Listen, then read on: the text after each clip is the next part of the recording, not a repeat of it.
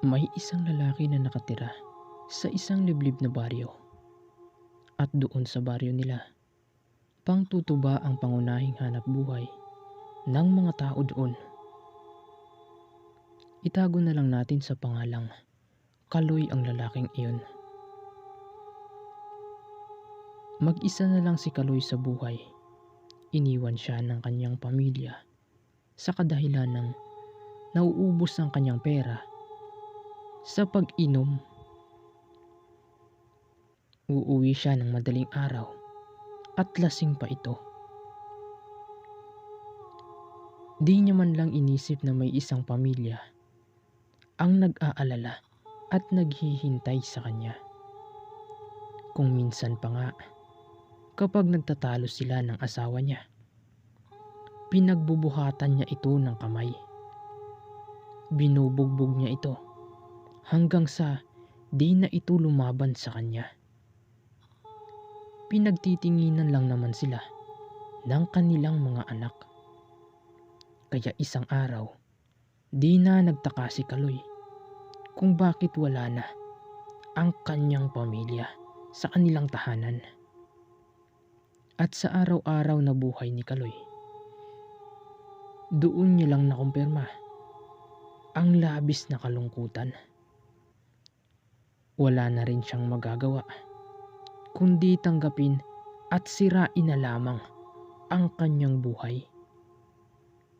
Isang hapon, habang pasuray-suray na naglalakad si Kaloy, may napansin siyang isang matandang babae. Di kalayuan sa kanya. Napakasama ng titig nito sa kanya, na para bang may gagawin itong di maganda. Mga ilang minuto rin silang nagtitigan, at doon na nga sinigawan ito ni Kaloy. "Bakit, manang?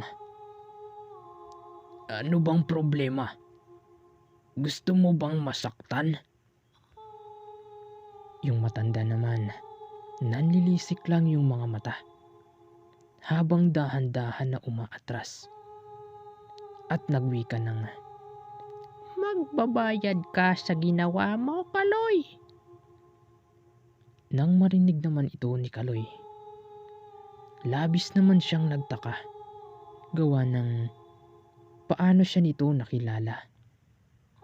Isa pa sa naging palaisipan sa kanya, kung mayroon ba siyang nagawang atraso sa matandang iyon. Pero dala ng kalasingan, binulyawan niya pa ito at hinamon ng away. Talagang naging bato na ang puso ni Kaloy at wala nang ginagalang, kahit alam niya na isang matanda ang kaharap niya. Matapos ng mga ganong kaganapan, habang papalapit siya sa kanilang tahanan, biglang lumakas yung ihip ng hangin at nagsimula na rin siyang makaamoy ng di kaaya-aya. Nung makarating na nga siya sa kanilang tahanan, sinubukan niyang suyurin yung palibot ng bahay nila, ngunit wala siyang nakita.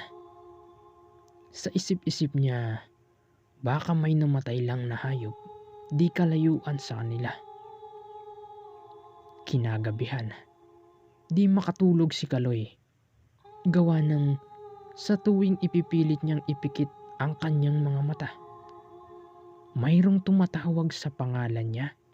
Tapos yung boses, garalgal. Parang ganito, "Kaloy! Kaloy!" Maya-maya pa, nakaramdam na nga si Kaloy ng takot. At bigla niyang naalala ang patungkol sa matandang kaibigan ng asawa niya. Tama, yun nga yung matandang nakasagutan niya nung hapong iyon. Pero matagal na yung di pumupunta sa pamamahay nila. Ang sabi naman ng iba, pumanaw na yung matanda. Ang sabi naman ng iilan, may lahing aswang yung matandang iyon. At matagal na raw yung naninirahan sa lugar. Kusa lang raw yung nagpapakita kapag nais lang nito. Maya-maya pa, may mga kaluskos na siyang naririnig. Pabalik-balik ito at pilit na binubuksan ang pintuan niya. Nang tinanong ulit niya ito ng, Manang, ano bang naging atraso ko sa inyo? Hehehe, sa akin wala, Kaloy. Pero sa pamilya mo, meron. Ako na ang magbibigay ng hatol para sa kanila. Alam mo bang masyado mo silang pinahirapan? Dahil sa paglalasing mo.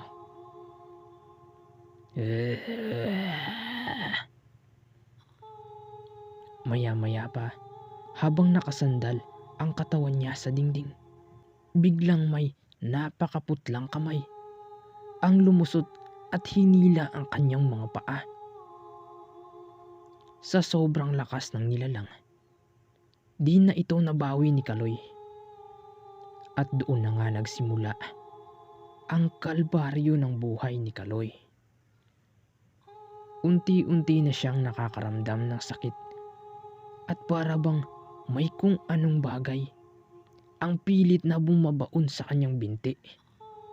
Hanggang sa tumindi na ng tumindi yung sakit na kanyang nararamdaman. Ramdam niya na kasi ang nagsisilagutukan niyang mga buto sa paa. At doon na nga siya nawala ng malay. Makalipas ang ilang minuto, dahan-dahan na ngang nagkamalay si Kaloy. At nakita niyang putol na ang kanang paa niya. Doon na nga siyang nagsimulang sumigaw sa sobrang sakit na kanyang nararamdaman at sa sobrang pagkagulat. Magkaganon man sa isip-isip niya, ito na yung parusa niya sa ginawa niya sa kanyang pamilya. Na malamang raw, iyon ang naging kabayaran. Kahit wala na ang kabilang paa niya, ginagawa niya ang lahat para lang mabuhay. Kaya ang ginawa niya, bumibili na lamang siya ng tuba at ibinibenta ito. Pinapatungan niya lamang ito ng presyo. At sa patuloy ng ganitong kaganapan, naging maayos naman ang kalagayan ni Kaloy. Ngunit di niya pa rin makalimutan ang kanyang mga naging karanasan nang minsan siyang naging manginginom ng tuba.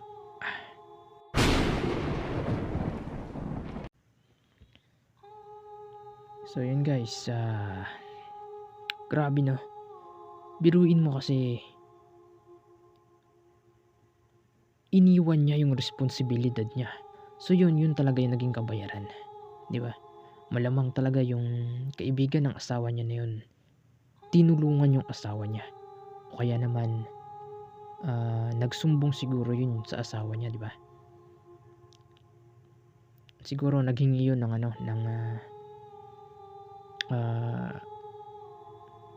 anong tawag ito?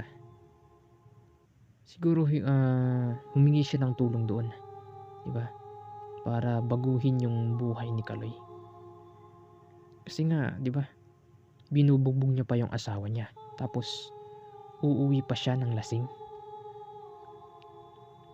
Tapos nakikita ng mga anak nila na nagbubugbugan silang dalawa. So yun guys, angas ng kwento, di ba?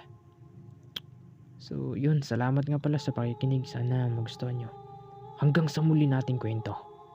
Maraming salamat.